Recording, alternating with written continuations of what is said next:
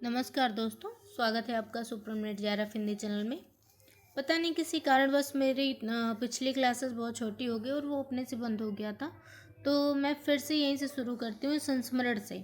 संस्मरण स्मृति लेखा 1982, ललित निबंध सब रंग कुट्टी चातन नाम से 1956, आलोचना त्रिशंकु 1945, आत्मनेपद 1960, अद्यतन 1977, संवत्सर 1978, जनरल भवंती 1972, संपादन प्रतीक का इन्होंने किया है। प्रतीक पत्रिका कहाँ से निकलती थी? प्रयाग से।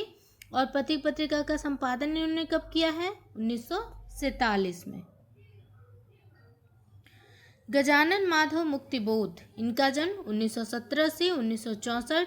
कविता चाँद का मुख टेढ़ा है 1964। कहानी काठ का सपना 1967। आलोचना कामायनी एक पुनर्विचार 1961। एक साहित्य की डायरी 1964। एक साहित्य की डायरी हम लोगों को पढ़ना भी है। कुछ लोग इसे डायरी विधा का मानते हैं और कुछ लोग इसे निबंध विधा का मानते हैं। तो अगर आपके एग्ज़ाम में आएगा तो आप निबंध विधा की रचना इसे मानेंगे, क्योंकि इसमें विचारों की बहुत कसावट है। तो जब रामचंद्र शुक्ल ने कहा है ना कि निबंध एक गद्य की कसौटी है, तो जहाँ पे मतलब विचार कस कस के भरे हुए हों तो वो क्या हो जाता है? एक निबंध के रूप में हो जाता है। तो एक साहित्य की डायरी की विधा आ जाएगी कि कौन सा है, तो आप निबंध पे ही टिक लगाएंगे। शमशेर बहादुर सिंह 1911 से 1999। कविता कुछ कविताएं 1959, कुछ और कविताएं 1961। विविध शमशेर 1971। जैनेन्द्र कुमार 1955 से 1988। आनंदी लाल इनका बचपन का नाम है। जैनेन्द्र कुमार का बचपन का क्या नाम था? आनंदी लाल। देखिए, ये जो मैं रामस्वरूप चतुर्वेदी की बुक से करा रही हूँ, ये हर एग्जाम की दृष्टि से आपका महत्वपूर्ण है। चाहे KVS हो, NVS हो, DSSB हो, चाहे कोई भी हो, ये हर एग्जाम की दृष्टि से बहुत महत्वपूर्ण प्रकाशन वर्ष है। और इसमें बिल्कुल रामस्वरूप चतुर्वेदी जी की बुक से ही NTA भी मानता है और भी बहुत है, क्योंकि ये एथेंटिक बुक है ना, तो इससे प्रकाशन वर्ष बिल्कुल सही आपको पता चलता है। तो इनका उपन्यास सबसे महत्वपूर्ण है। उपन्यास देख लेते हैं। परख 1930, सुनीता 1936, त्यागपत्र 1937, कल्याणी 1939।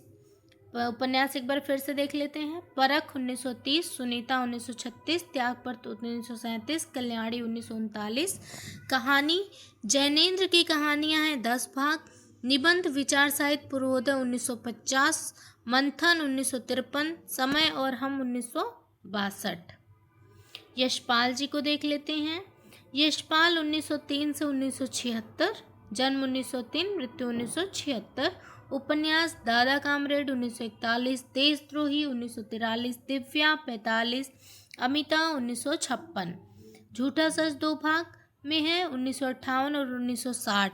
और ये यूनिट 10 में हम लोगों यूनिट 6 में लगा हुआ है उपन्यास। हम लोगों को इसके दोनों भाग पढ़ने हैं, 1958 का भी और 1960 का भी। कहानी 15 से अधिक कहानी संग्रह है। संस्मरण सिंहावलोकन 1951 से 1955।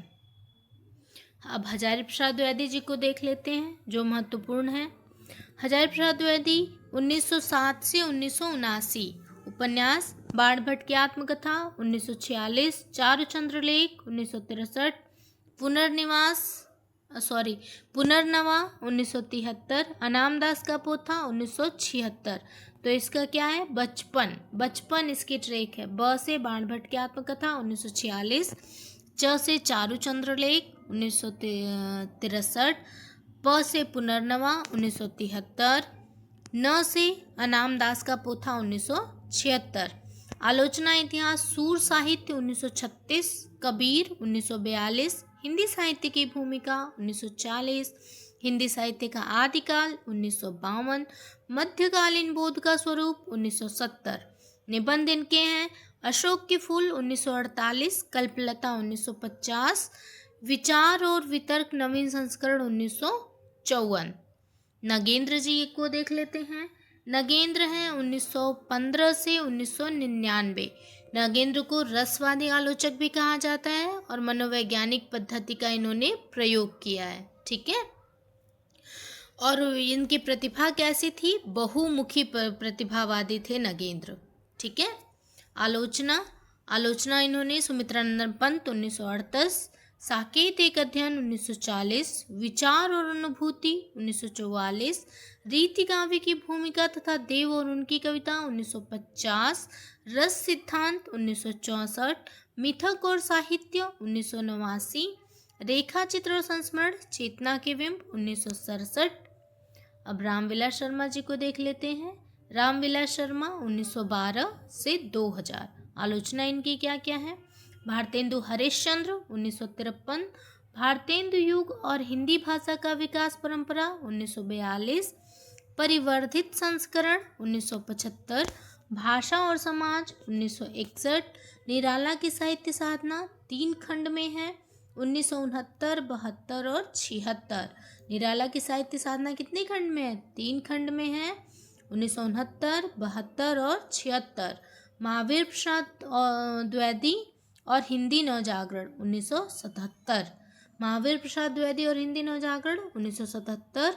और एक इनकी आलोचना है भारतेंदु युग और हिंदी नवजागरण 1972।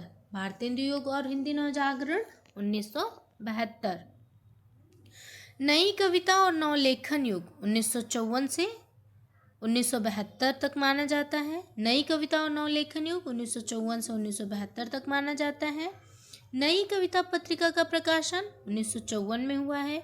नई कविता पत्रिका का प्रकाशन 1954 में। फणीश्वर नाथ रेणु ये 1921 से 1977। फणीश्वर नाथ रेणु 1921 से 1977। उपन्यास इनका मैला आंचल हम लोगों में लगा हुआ है पढ़ने के लिए। मैला आंचल 1954, प्रति परिकथा 1957, दीर्घतपा 1963, जुलूस 1965, कहानी ठुमरी है उनकी 1960।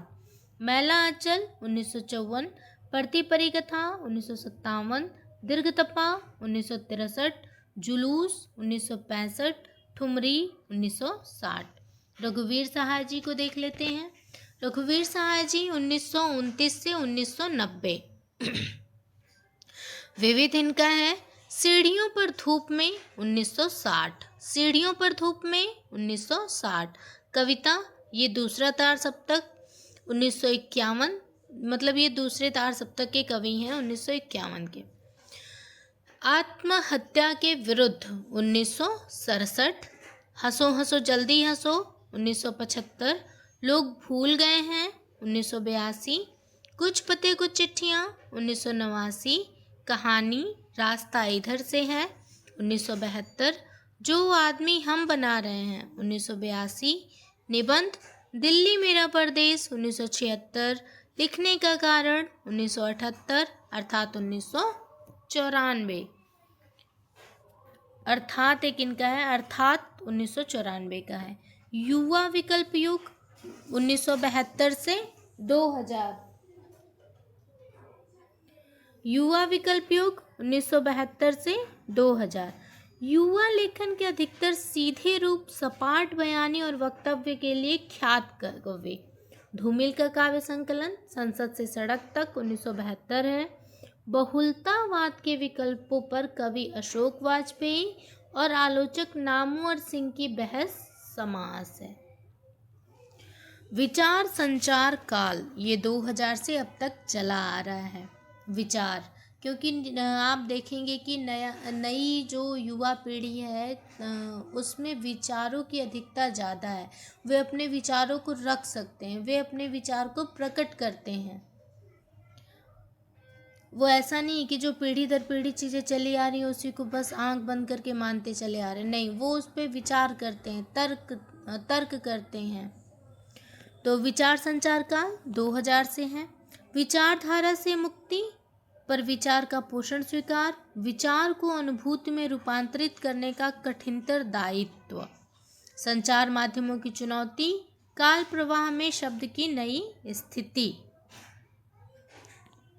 ठीक है। अब ये थोड़ा सा हिंदी साहित्य का प्रमुख इतिहास दिया गया है, इसको देख लेते हैं। हिंदी साहित्य के प्रमुख इतिहास: गारसा दतासी, इस्तवार दौलाल लेत्युत्तर एंदुए ए हिंदुस्तानी। मूल फ्रेंच में लिखी है, 2 भाग हैं। 1839 ये पहला है और 1847 दूसरा है। हिंदी साहित्य का प्रथम इतिहास है ये। शिव सिंह सेंगर का है। शिव सिंह सरोज 1878, द्वितीय संस्करण 1883। George Grierson, the modern vernacular literature of Hindustan 1889। देखिए कई जगह 1888 मिलता है। अभी ये एनटीए में पूछ देगा तो इसका प्रकाशन वर्ष क्या मानेगा, 1889। और हर जगह सब लोग पढ़ते आते हैं कि 1888 1888 1888, तो नहीं, यहाँ पे क्या माना है, 1889।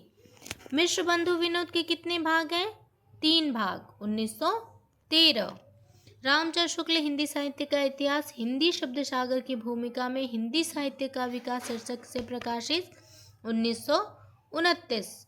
संवर्धित संशोधित रूप 1940। FEK a history of Hindi literature 1930। Hazari Prasad Dwivedi, Hindi साहित्य की भूमिका 1940। हजारी प्रसाद द्विवेदी, हिंदी साहित्य की भूमिका 1940। आरंभिक व्याकरण देख लेते हैं हम लोग।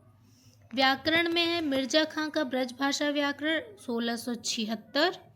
जॉन शुआ कैटलर, हिंदुस्तानी भाषा 1678। बेंजामिन शुल्ज, हिंदी हिंदुस्तानी व्याकरण 1745। कैसियानो बेलिगत्ती, अल्फाबेतुम ब्रह्मानिकुम 1771। आरंभिक कोश देख लेते हैं अब हम लोग। आरंभिक कोश में क्या क्या है। आरंभिक कोश: हरिराज डिंगल नाममाला 1561। नंददास नाममाला 1568। मिर्जा खां तुहफतुल हिंद 1676। गिलक्राइस्ट अ वोकेबुलरी हिंदुस्तानी इंग्लिश 1798। टेलर तथा Hunter a dictionary Hindustani and English 1808। पादरी आदम, हिंदवी भाषा का कोश 1829। अब अंतिम भाषा का सर्वेक्षण भी देख लेते हैं हम लोग। अंतिम भाषा का सर्वेक्षण: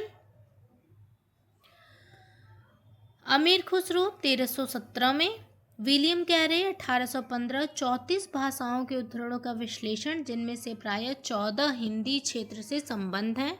जॉर्ज ग्रियर्सन का सबसे महत्वपूर्ण है। 1894 से 1927 भारतीय साम्राज्य में 179 भाषाएं तथा 544 बोलियों का उल्लेख इस सर्वेक्षण में है। भारतीय साम्राज्य में 179 भाषाएं और 544 बोलियों का उल्लेख इस सर्वेक्षण में है। हिंदी क्षेत्र की 18 बोलियों का विवरण 5 समूहों के अंतर्गत इस प्रकार है। पुस्तक 5 में, भाग 2 में, बिहारी पुस्तक 6, ये पहला है। पूर्वी हिंदी पुस्तक 9, भाग 1, पश्चिमी हिंदी पुस्तक 9, भाग 2, राजस्थानी पुस्तक 9, भाग 4, पहाड़ी। तो रामस्वरूप चतुर्वेदी जी का यहीं पर समाप्त होता है। और अगर आप लोग ये लास्ट वीडियो देख रहे हो तो आगे की वीडियोस मैंने अपने चैनल पे प्लेलिस्ट बना के उसमें क्रम वाइज लगाया हुआ है, तो आप उसको देखें और चैनल को ज़रूर से सब्सक्राइब करें। और अगर मेरी वीडियो से थोड़ी सी भी हेल्प मिलती है आप लोगों को तो कमेंट में ज़रूर थैंक यू लिखें। Thank you so much. Thank you student. Bye bye.